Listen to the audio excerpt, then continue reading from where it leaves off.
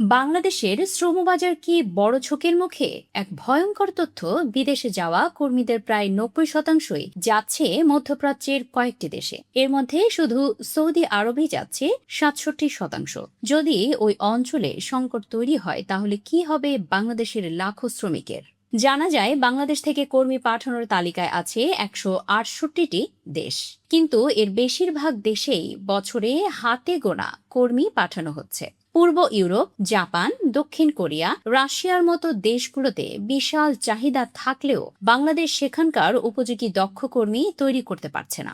ভাষা জ্ঞান, সংশ্লিষ্ট খাতের দক্ষতা ও উপযুক্ত প্রশিক্ষণের অভাবে পিছিয়ে পড়ছে বাংলাদেশ।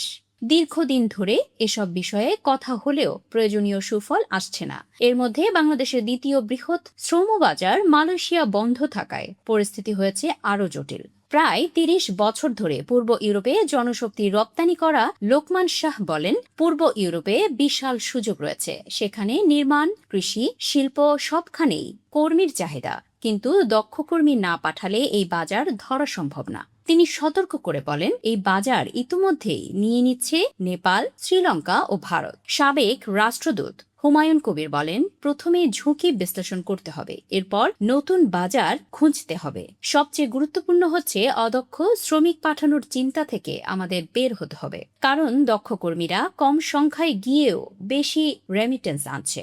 সাবেক এই কূটনীতিক বলেন, নীতিগতভাবে বেশি দক্ষ শ্রমিক তৈরির দিকে মনোযোগ দিতে হবে। সেজন্য দীর্ঘমেয়াদী কৌশল নিতে হবে।